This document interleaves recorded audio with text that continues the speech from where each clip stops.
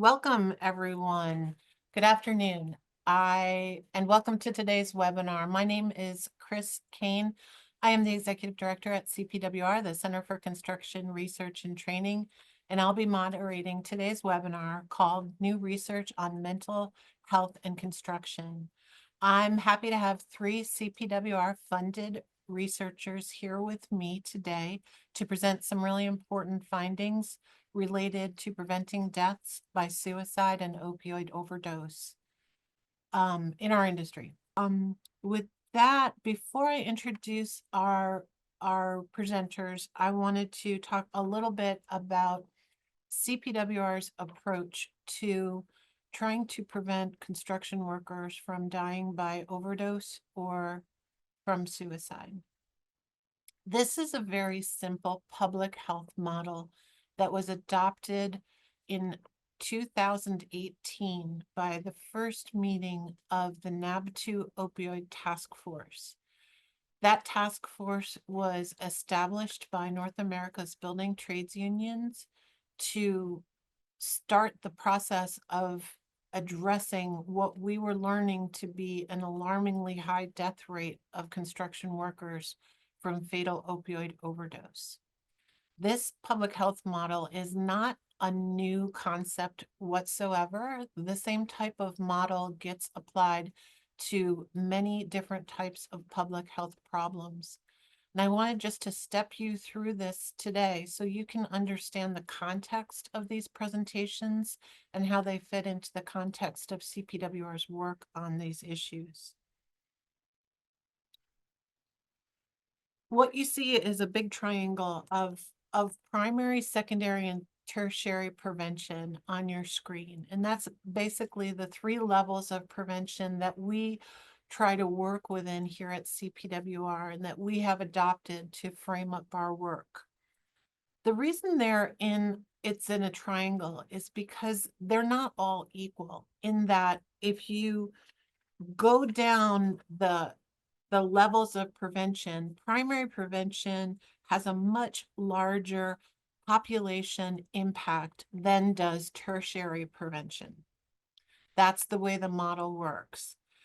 Likewise, if you think about the effort it takes to address prevention at each of these levels, the very bottom level on our model, primary prevention, is a lot less effort to implement than tertiary prevention.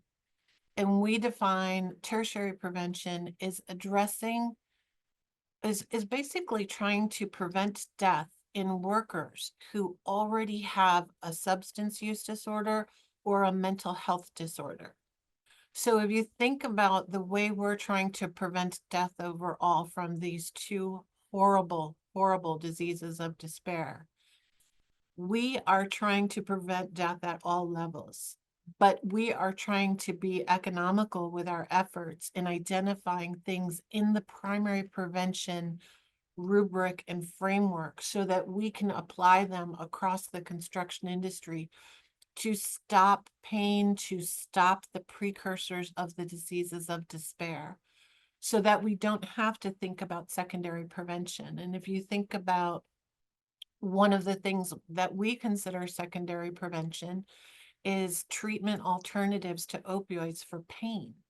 So thinking about the gateway to a substance use disorder may very well be the first prescription given for musculoskeletal pain that was incurred from the construction work.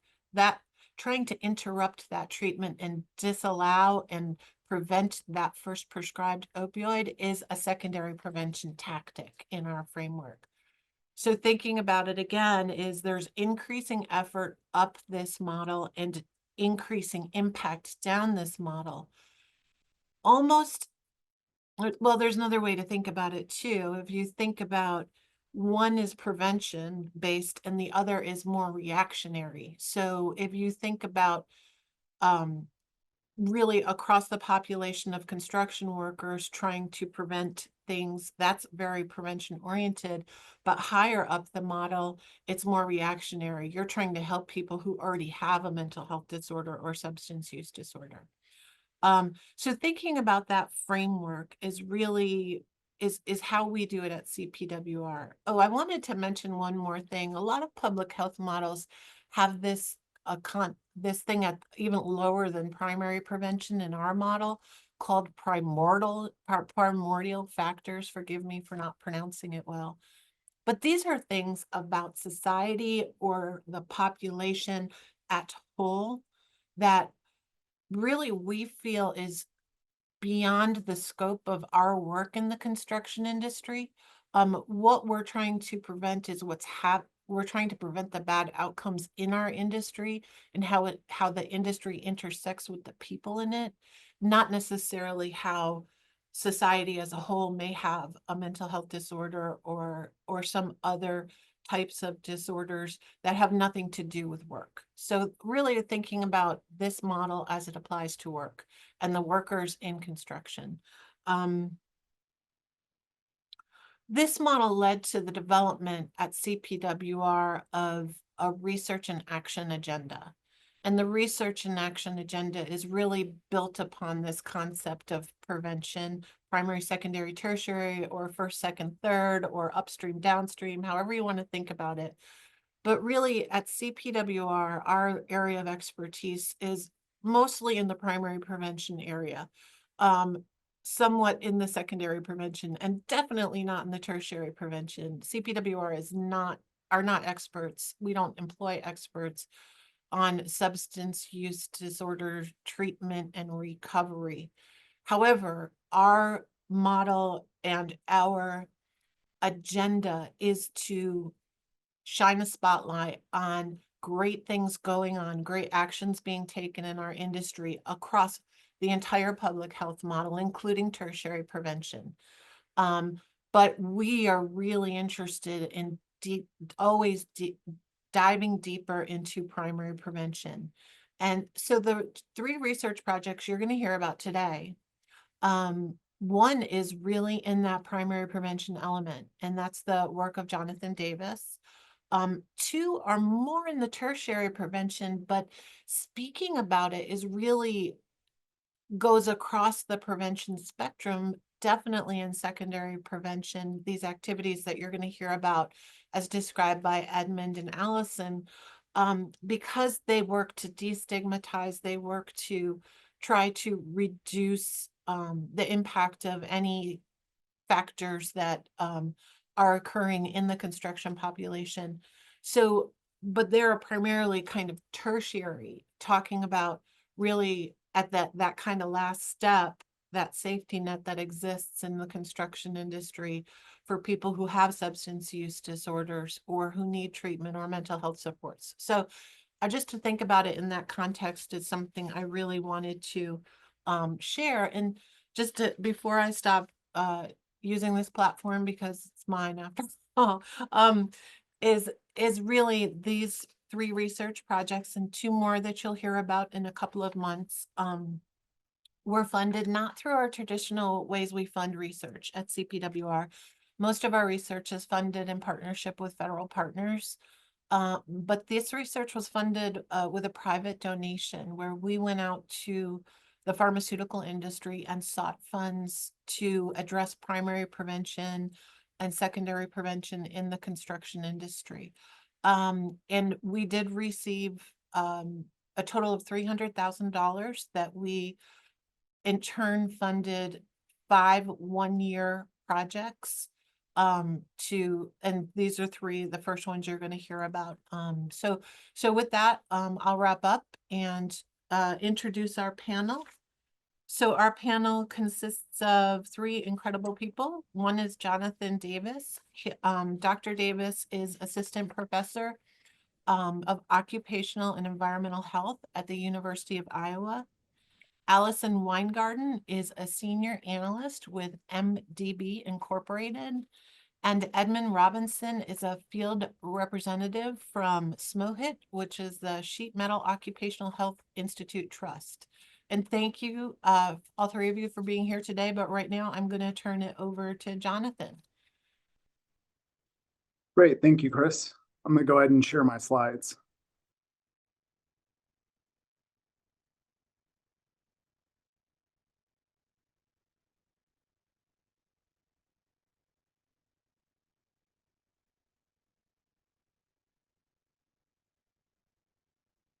All right.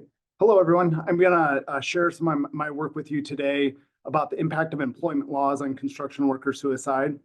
And the goals are twofold here. We want to learn about what state level laws and policies are protective towards worker suicide, construction workers specifically, but then also to take that and see what we can learn from the state level laws and advocate for in our own workplaces, either through collective bargaining or through forming policies within our own companies that reflect what we're seeing in the broader national level. And the research questions that guided this project was what makes construction worker suicide different? So another aspect of this work was with this understanding that construction workers have a higher rate of suicide, and there's many different factors that could contribute to the higher rate of suicide. Let's look at how they're different. Let's compare those construction workers with other workers who have died by suicide and see what are the things that contributed to their circumstances differentially. So we can see what may be some of the places that we can intervene and help bring down this rate of suicide. And then the other research questions is, are there state level laws that are protective that will help reduce this risk of suicide? Now, how do we go about studying this? The data set that I used was the National Violent Death Reporting System. So this is a national system that collects information on all violent deaths. Violent deaths include homicides, deaths from suicide, law enforcement involved deaths, and unintentional firearm discharge. The majority of the deaths in this system are deaths from suicide. And that's what I looked at with my research questions. What this results in is I looked at the years 2013 through 2020, and overall, with my exclusion criteria of working age adults in an occupation, we had 130,000 people aged 16 to 64. And over 19,000 of those people who died by suicide were construction workers. So in this study, there's over 19,000 construction workers, and they make up 15% of all deaths from suicide among working age adults. So that is a very large proportion of the working age adults that die by suicide are made up by construction workers.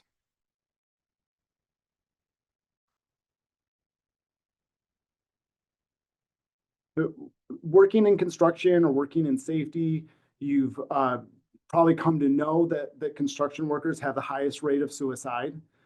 This was originally studied, the rates across occupation for suicide by Dr. Cora Peterson and CDC in the mid and late 2010s in a series of one-year reports that continually showed construction workers to have that highest rate of suicide.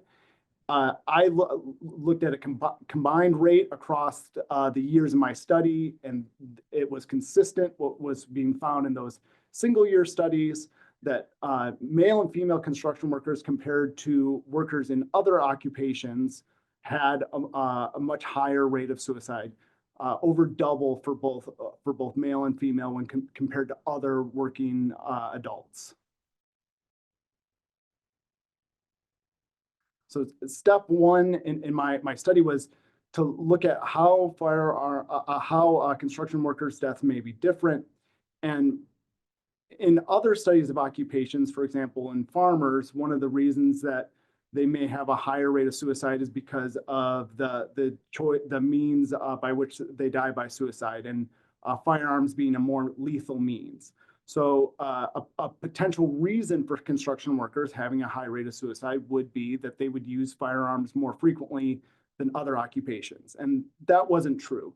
They used firearms, the choice of firearms as means was 50% in construction workers, and that is about roughly the same for all other workers.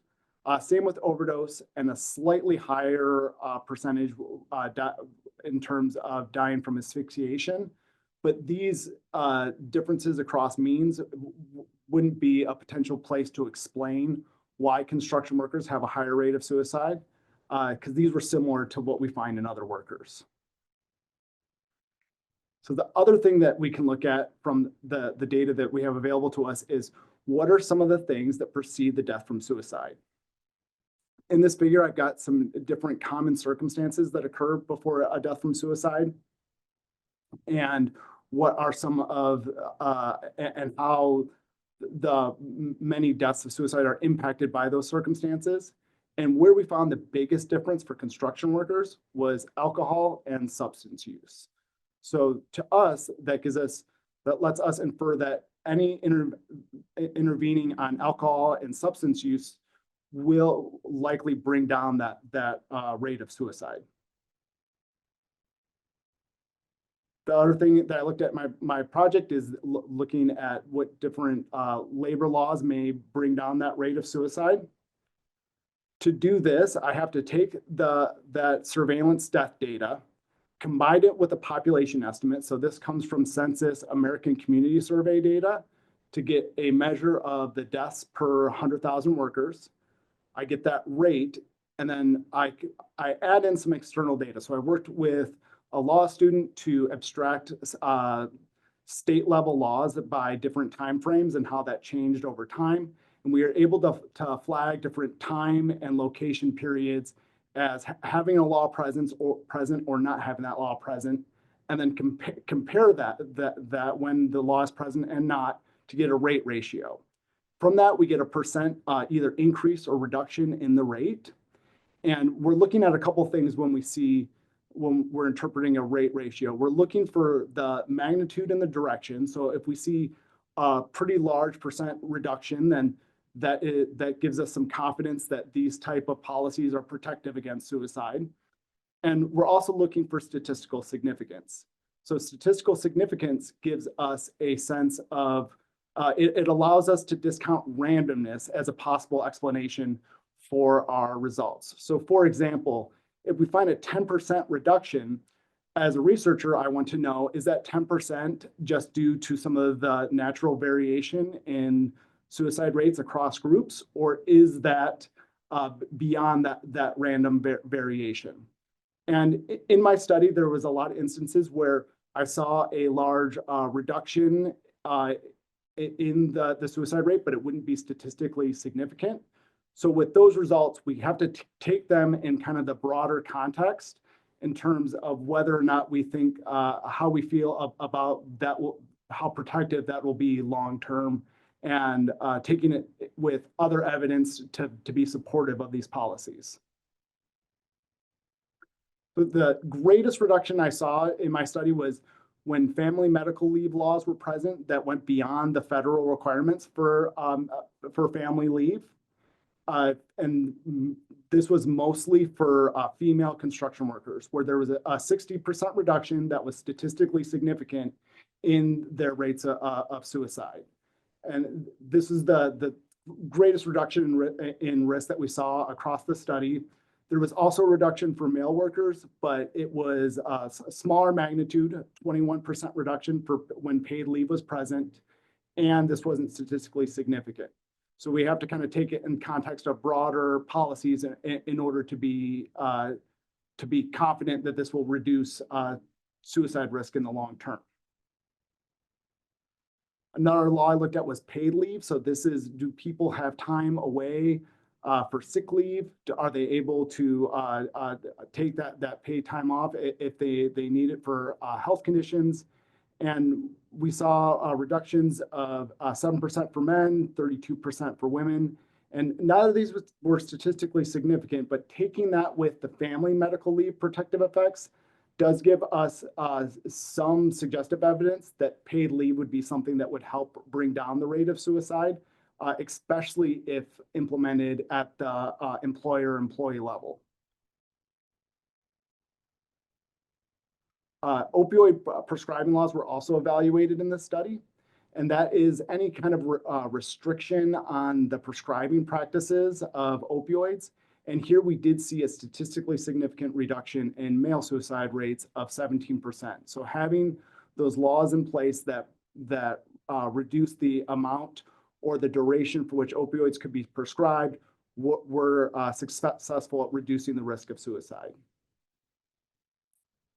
Finally, I evaluated union restrictive laws and saw an increase in the rates of suicide for males and females when there was right to work laws in place. But in these cases, they weren't statistically significant, and we didn't have information about what would be the specific benefits of being in a union that may have been lost in some of these states to cause a rise in those rates. So this is more of like hypothesis generating and directions for future research in order to better understand what benefits unions might afford men and women in terms of reducing their suicide risk. The takeaways from this project are that these policy levels, there's some suggestive evidence in men, some really strong evidence for women, especially for that family medical leave. And in terms of some upstream preventative policies that could be beneficial in workplaces, increasing and strengthening those leave policies could be one potential strategy to bring down those suicide rates. And thank you. That concludes the results that I'm sharing with you today. Thanks, Jonathan. And you've got some questions coming at you once we all finish up. Next up is Allison.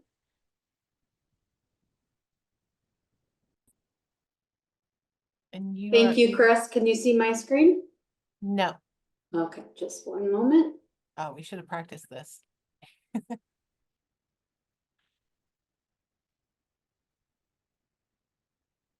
How about now?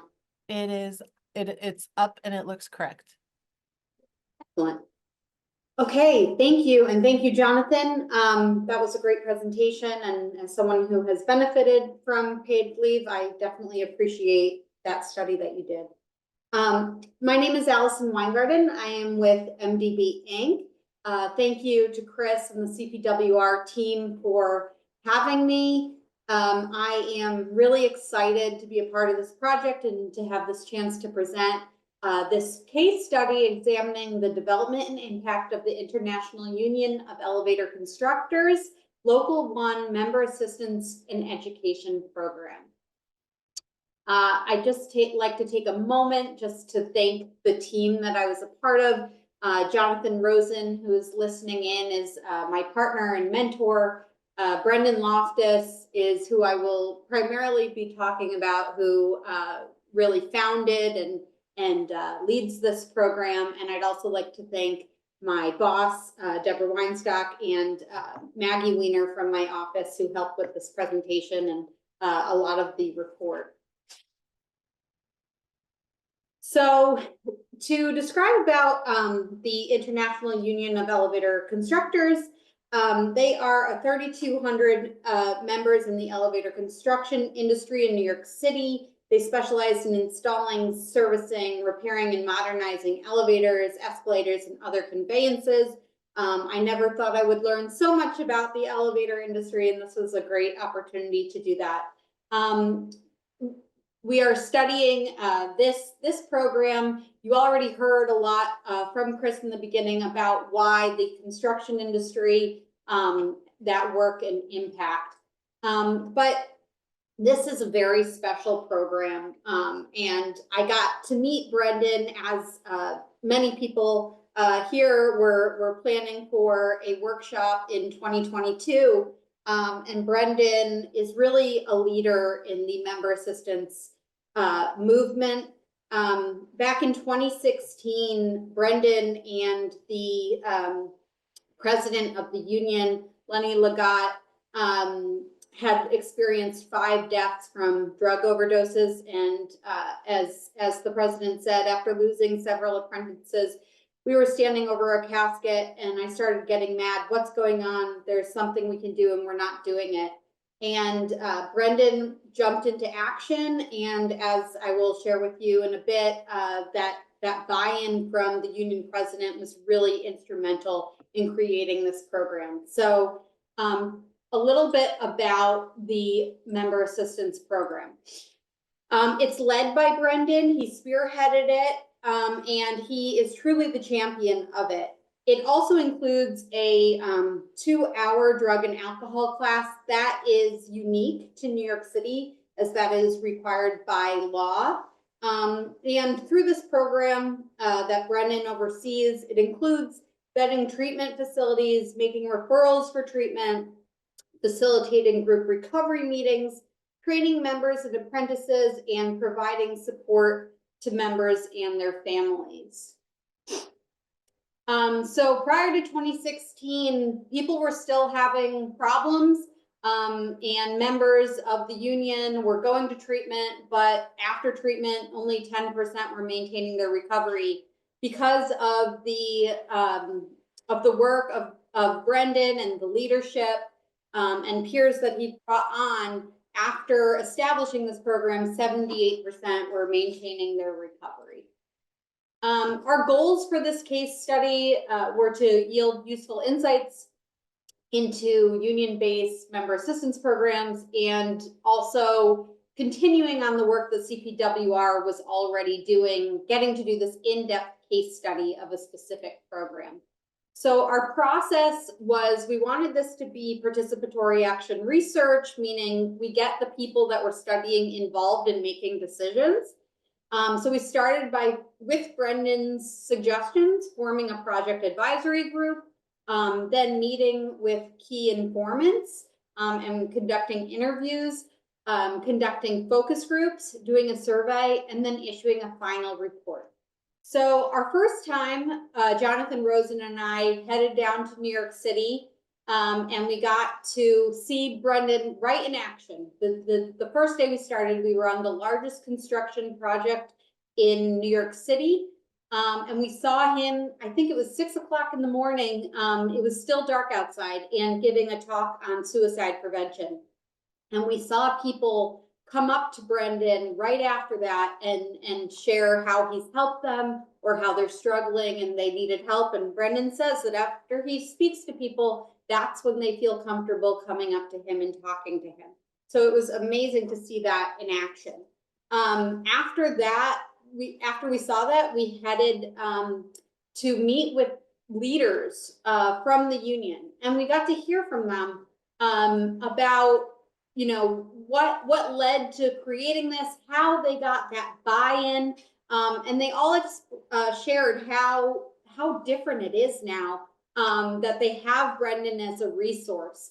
And you'll see pictures here of Brendan, President Lenny Legat, who I mentioned before, Justin Tomasino from Cain, which is a very large employer, who we got to do an interview with Justin as well, and Lee Perrone, who is the day secretary and really the gatekeeper for people that are getting jobs, where he's assigning folks to jobs. So we had this interview, and then after that we were able to do these interviews. And all the leaders just shared their trust in Brendan. And some things that we found were just how important the treatment program is. Originally, they were utilizing a treatment facility that people weren't really in, it wasn't speaking to the members. And Brendan formed a relationship with a new treatment program in Florida, and they were having much better success there. There's also in this member assistance program a connection to aftercare to keep people in their recovery as well as sober living. Also, in this meeting and in these interviews, people shared those personal experiences. Like Chris was saying, I think, you know, one of the biggest impacts of programs like this is stigma reduction. And I'd like to just give one example is Justin Tomasino and how important it is to get that employer buy-in. And I think Justin maybe was a little skeptical at first. And then I do think that when he shared with us that Brendan actually was able to step in and help a friend of his from the management side get connected to treatment, that really just really enlightened him.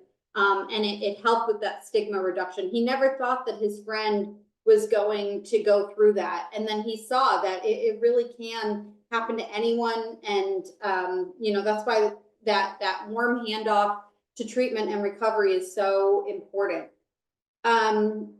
So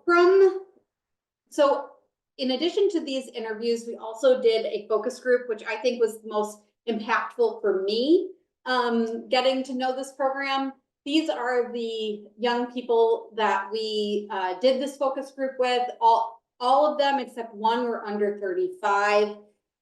They expressed how, you know, Brendan really was able to get them into treatment. One of mine and Jonathan's favorite quotes is that one of them said when he went to that treatment program in Florida, it was the first time that he had had fun. He had had sober fun. And that really stood out to me. Another quote from that focus group was one person shared how he had lost everything. He was living under a bridge. He had lost his children, but thanks to Brendan and this program, he never lost his job. And, you know, that is one of those things that keeps a person in recovery and really helps them maintain their recovery. Something else that they shared is that some of them had been to treatment 6, 7, 8 times, and Brendan never gave up on them and kept giving them another chance. And here they were with us in the room, sharing their successes, getting their kids back, keeping their job and contributing to their job in society. These quotes will be on the website so that you can take a look at them, as well as the report, which goes into more detail. Another thing I just want to share that they talked about was that change in culture. A lot of times it will be, oh, can we get drinks after work? And one of them shared about how some of the toughest guys in the industry knew that they were struggling, and even though they were hard on them, they would give them a hug, talking about the you know, the struggles that they had in common. We also did a survey. We interviewed, we sent out, we got about 300 surveys back, and of those who received the survey, they did fill it out. So we had pretty much 100% survey completion rate with apprentices. Apprentices mostly were able to share that they knew about the member assistance and education program. They had a favorable impression of it. And of those who actually utilized the member assistance program, they said that it was helpful to them. We also, related to Jonathan's presentation, you know, asked about what other things, more of those upstream things that they would change about the industry. And they said that paid sick leave was so important to them. So for some key findings, you know, this program, you really need a champion like Brendan. And it's also helpful that, you know, there is a paid person doing this work. And this work is also certainly overcoming stigma. Some of the needs are a need for record keeping and establishing family support networks, which I didn't mention, but we did also get to interview a wife and mother, and how important that family connection is. So for strengths of this, is that we had different things, survey and the interviews, we got a lot of information, but the limitations are really that, it's hard to compare this program, as it is a program in New York City. It has a paid champion, and there are just some things that can't be replicated. But we are able to make some recommendations for Local 1, continuing to build on that peer network, and training for union leaders, as well as creating that family program. On the just figuring out how we can interpret this on the international level, even if you don't have some of those unique things that this program has. And then for the construction industry, conducting leadership training and continuing that dialogue and deciding what parts of this of these findings might be useful to your group. And with that, I'd just like to say thank you and pass it over to Edmund.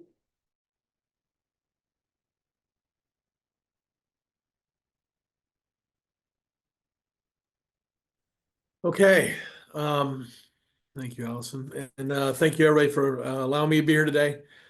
So what I want to talk about is how we've taken this with our contractor association or our membership and implemented a lot of this for our members. This really started what we do in SMART, sheet, a lot of sheet metal workers, a lot of construction, a lot of transportation. What we do across the United States and Canada. This started the vision for this started about 10 years ago with a good friend of mine and mentor, Chris Carlo, having a vision of how to help our members and their mental health and substance abuse, dealing with substance abuse. I myself have been in recovery for about 10 years. And when I was asked to do this, I took it and went with it because I really believe in it. So what we've done really is with SMOHIT, and our contractor association and our union membership and the leadership, really we've created a program that we had to sit down and really brainstorm about how we can deliver it and remove all the obstacles that would prevent us from doing it and get it to our members. And what we came up with was really a 2-day training that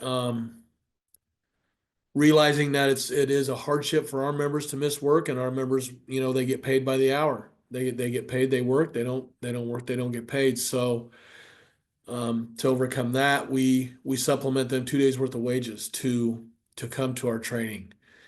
Right under $600, which you federally can give someone a stipend for, not have to claim it on taxes and all that stuff, so that we can get the right people in the room, which are the people on the job sites, the people that work with each other. And we're trying to develop a peer network within our union that is there to support each other. And we spend a lot of time on substance abuse, on anxiety and depression, we spend the second day of the training, the whole morning we spend on suicide awareness and the risks that are specific to our trade. And along with that, we do how this started with this network of people. CPWR is the naloxone training. We do it right then. So we reach out to our local unions, and we have a really good back staff behind us to do a lot of work putting together all the resources to send directly to the local union. The checks, 2 doses of naloxone for each person that takes our training, some t-shirts, some other media stuff, and it arrives at the local union halls before we get there. And that allows us to concentrate on just being there with our members and going through this training. And it has really, it's really exploded over the last couple of years. We started out with this grant to do the naloxone, and we do it everywhere we go. We do the training everywhere we go, and we just Aldo Zambetti is the administrator of our fund. He, with our trustees, which are, our trustees are half labor, half management, have seen how awesome this is and how impactful this is. And so they've upped the game, and they're sending to all of our training centers a kit that has naloxone, doses of naloxone, and on a box, very plainly seen on the wall. We've also on our store, on our website, we allow our members to get on there and order mental health resources, naloxone and all that at no charge to our members. We cover that from our fund standpoint. And we also promoting with our contractor association. I'm out in Seattle this week doing a training in the evenings with our members, and then I'm going to address our contractors association Thursday night. It's really been a big buy-in from everybody. And we've seen a lot of really drastic, we're requested all over the place to go do this, because I know from destigmatizing it. We spend a lot of time on that it has allowed our members to go out and talk amongst their members, and they go out and they have more members come to our class the next time. We're already going back 2 and 3 times and doing these trainings across the country. And in Canada, we've been back there several times. But it really has to be a buy-in on the whole thing with the contractors, our people, our union leadership. And it's been really amazing. When we go do this, we also do a really solid education piece on what an EAP is and what it should be and what it should be doing for our members. So they realize they really should have within their health and welfare funds a really good resource to fall back on. And an employee assistance program is an extremely important part of that. And it's not just the drug testing, the ones a lot of times in the trades, it's just used to drug test people and try to get them back to work. But it really should be a fallback for all things mental health and wellness. And so we also, when we're doing this training, we realizing that all of our locals across the country have their own individual health insurance funds that they deal with, not knowing if they have an EAP or don't have an EAP. We leave our participants with an EAP, union EAP, that we buy them a seat on that to leave that with them, so that at least the people that take our training have an EAP for them, and then they can use it for people that they encounter on the job sites. So it's really been, we've gone so far so fast with this that, and we haven't really hit any obstacles with our employers. Once they realize how good and wholesome this is and how it's really helping our people on the job sites, they're bringing it, that they want us to come educate their contractors association on this. And then that leads to more trainings with our members. And that leads to the peer network that we're trying to build. And we believe that's how we affect addiction, suicide, for our people. We think that, a lot of people choose the trades for a specific, I know I did. I chose the trade because all the guys that I was building how, doing remodels with and working around, and people that I ran with, we all drank, we all ran around. I mean, I know for me, I brought my own substance abuse with me into trades, and there's a lot of the different factors that come into play that drive it and send it to the places of suicide and serious mental illness. But what we've done, and I'm really happy to be part of it. And there's so much that I could talk to on it, that it keeps building and building. The places that we've been to one of our locals, number 45. They take all the people on their way. So the people that have taken our trainings, which it's a long, long list now, but they asked them, the union leadership asked them if they would be willing to be a resource for people that are in trouble, people that are suffering from mental illness, suffering from addictive tendencies, addiction itself. If they would be willing to have their names put on a website with their contact information for other members to call. And they agreed to it. And it's really moving, really. We've been back, I think, 3 times now, and that list has grown up to over, there 60, 70, 80 people on this list, just of members, peer support people that are on the job sites that other people can call. And it's changed a lot. And the fact is that I know over the last 10 years since I've been in recovery, I've gone to more funerals than I've ever gone to before. And it's so connected with substance abuse, mental illness, and suicide are so connected that we just need to build a network of people that want to help. And that's what we're doing. So I think it's a great blueprint for other unions to take and use. We'd love it if all of them did it. So that's really what I got. Thank you, Edmund. Really appreciate those comments, as well as Allison and Jonathan's. And there's a lot of questions that have come through the chat. However, I wanted to start with some of the ones we received prior to during the registration process. I think the question for all of you is, what are some highly effective actions construction employers can take to support mental health. Jonathan, do you want to start? Yeah, from my work, the two things that really percolated the top for me was this idea that construction worker suicides are different in terms of we have a higher burden of substance use that's contributing to workers' deaths from suicide in construction and that national data. So things that we do to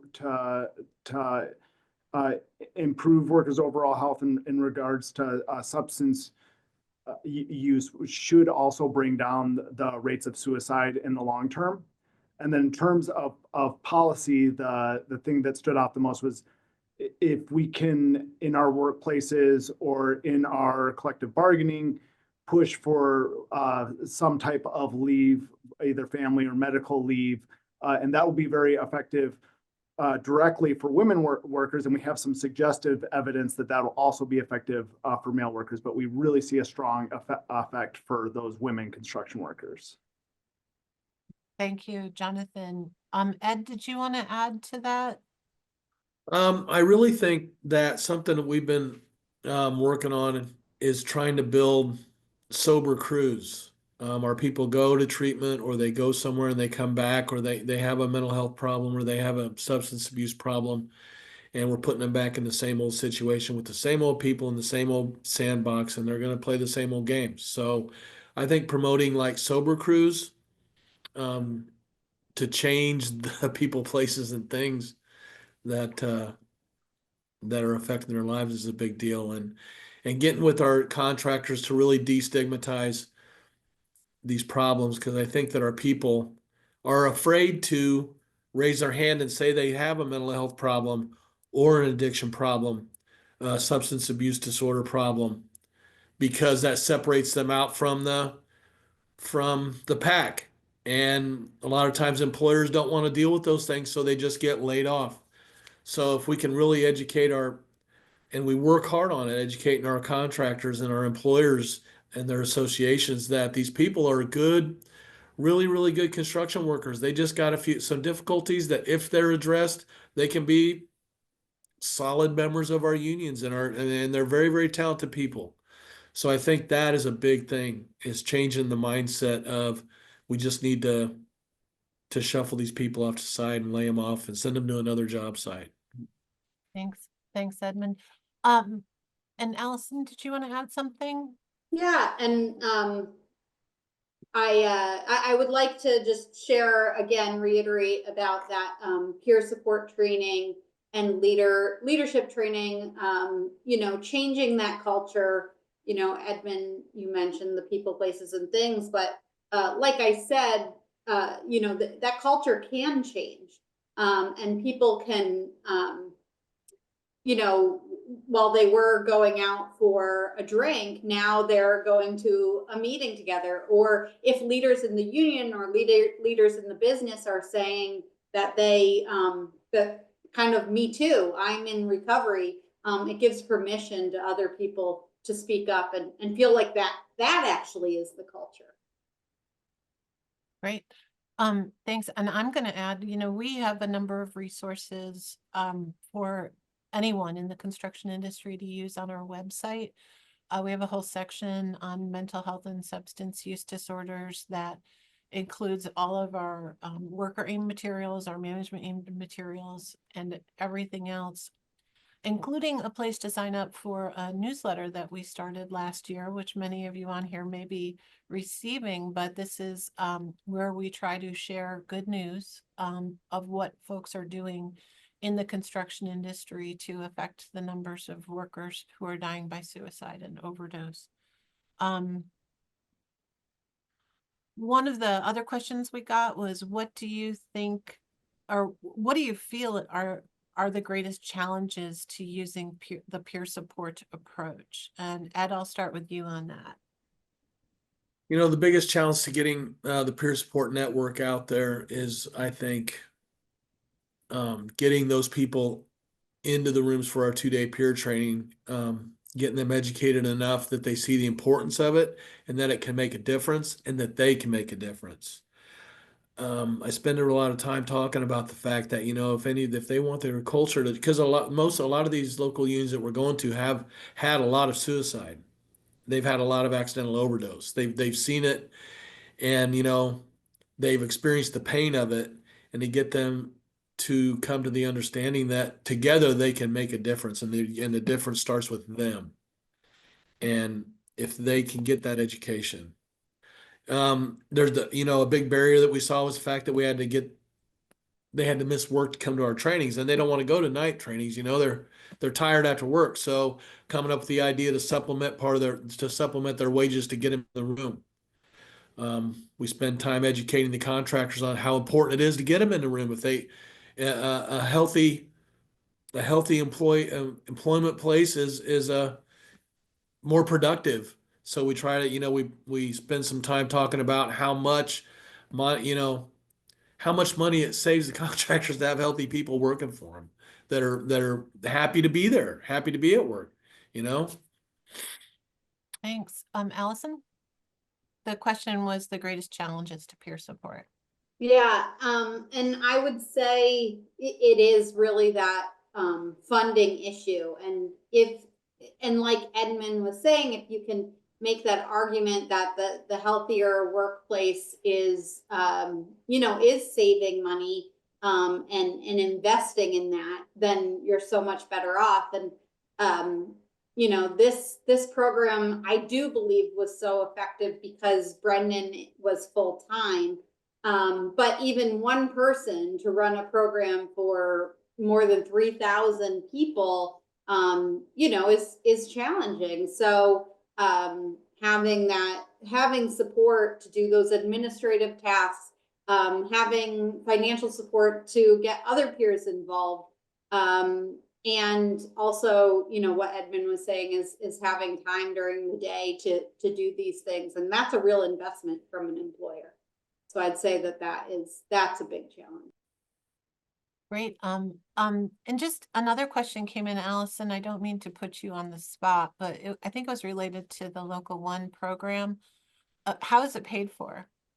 Did your research show how it was paid for? Yes, and another thing that makes it unique is that Brendan's position is an agreement, is in the collective bargaining agreement.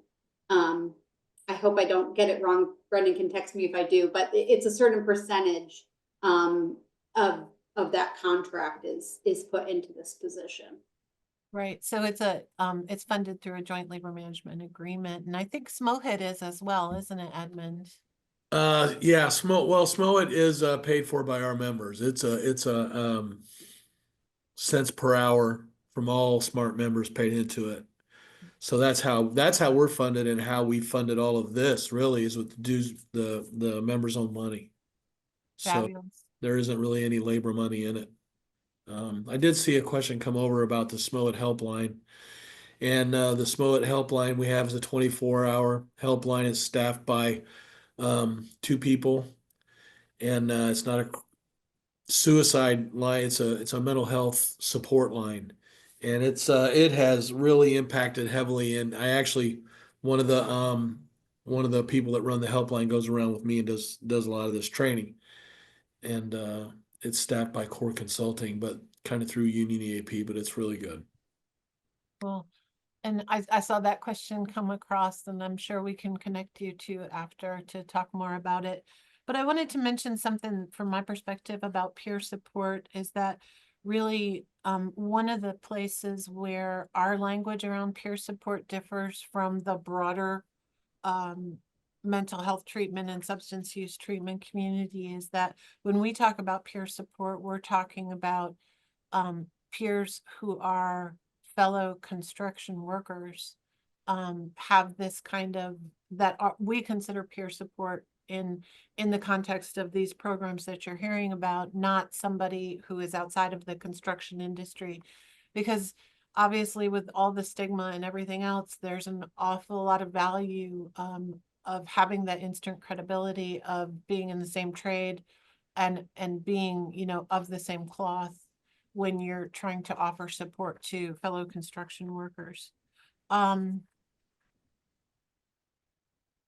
Chris, I just wanted to make an addendum to what I said. It is the Education and Training Fund that funds the program. At Local One Elevator Constructors? Yes. Well, and if you're texting with Brendan, can you tell him to look in his chat? Because another question came through that I sent him a message through the Zoom chat. I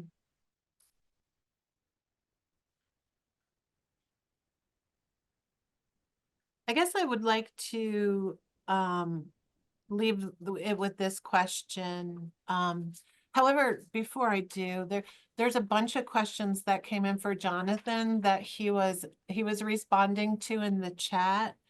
And one of them, I think, is maybe one or two of them are worth asking him out loud. The question came in, how are construction workers defined in the data set you analyzed? Yes, so we used usual occupation from the death certificate. Death certificate has usual and current occupation. We use usual, it reflects what the job you typically did. And the reason we restricted to our age groups from 16 to 64 is that's more accurate for working age adults than it is for people in their 70s or 80s. It's harder to identify what that usual occupation is. Very good. And I'm going to leave it at that one. There was a couple other that you were able to communicate with the questioner, but I thought some of them were broader context. Before I go to Brendan with that question, because it looks like Jessica must have elevated him to the presenters panel. I wanted to let folks know that we have posted reports from each of these teams in the chat, which are free on cpwr.com. Links to the reports that these studies are all about. So you can go and get really specific information about the studies that were undertaken by each group. And that was in the chat. If you just kind of scroll up, they're still there. And I guess Brendan, does you're up here. How can you clarify the question of paying for stuff unless that's done, or another question that I have for you? Yeah, so we have the Education and Training Fund, which was unique to us because it was a fund that was started to certifications for hoisting and rigging classes and welding school because they needed those certs to get on jobs in New York City. So when we went to the employers and said we'd like to add a few more cents into that fund per member and voted on it by our membership, and it started out, I think, at a couple of cents an hour. Would go into that fund that was already established. That fund is made up of employers and union trustees, so it's half and half. And I did kind of interview for the job, and sat down and told about what my experience was. But that's how it's paid for my salary. But I make a union wage just like a regular constructor would, and yeah, that's how. But I'm basically a one-man show right now. I do have a part-time assistant that helps a little bit, and that's helpful. But what I love what everybody talked about in that peer support. We started doing mental health first aid and QPR training, and then giving those members who took this 8-hour training a hard hat sticker, so they could be recognized as peer support personnel on the job, so that they that 8 hours worth of training. And they knew what to say, what not to say, when to refer that person to me, or maybe it was just they needed to talk to somebody for a couple minutes. I thought that was groundbreaking. And I know New York City Building Trades is working on some new training right now, the all union construction with Cornell University. So we can have a standardized training for all union construction members in New York, the city and the state. So that's some really good stuff. And we're taking the best practices from mental health state, QPR, and what other union create that and handed off by Cornell University School of Labor. That's really great, Brendan. And I guess one other question that had come in was about referrals to a treatment center in Florida. And was it the question was, do you exclusively refer to this one treatment center, or how do you help members and their families if they need substance use disorder treatment inpatient? Yeah, so I have places all over the country, places locally. I have places in California, in Florida. I mean, all over. And I will vet out every facility, which means I will go visit the facility. I will meet with ownership, clinical directors, to see if we'll be able to fill our needs, whether they're in network, out of network. I make sure there's no cost to my members, zero cost for them to go to treatment. That if they can't accept outfits, then I won't use it. And then have the required paperwork that has to be sent back to me for disability paperwork to get them on disability as soon as possible. So they have income coming in because, you know, I have the wives or husbands calling me, how am I going to pay the bills this month? That's a big, and that causes more mental health strain on the family. You know, having that significant other not there is already a strain. So physically being able to do that, and get that paperwork to them immediately. And I have found, you know, great results.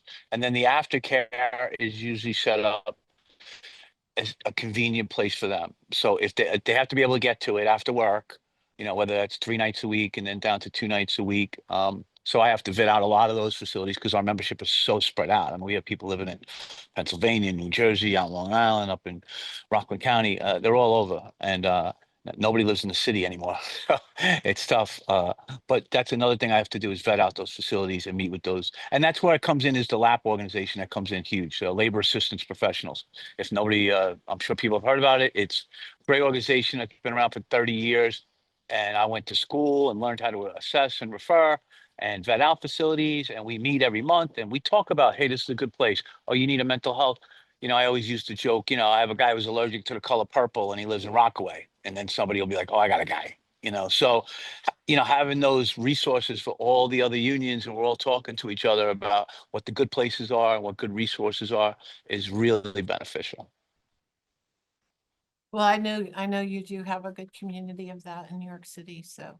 I want to thank you for jumping up here as an unexpected expert guest. We really appreciate it. And also want to thank Allison, Edmund, and Jonathan for participating today.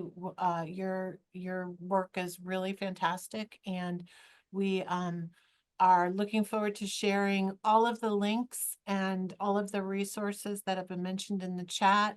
We are going to capture the questions that were asked that that you participants asked that we were unable to answer, so that we know the types of things people who attend our webinars want to know. And with that, we'll go ahead and wrap up. Thank you very much and have a wonderful afternoon.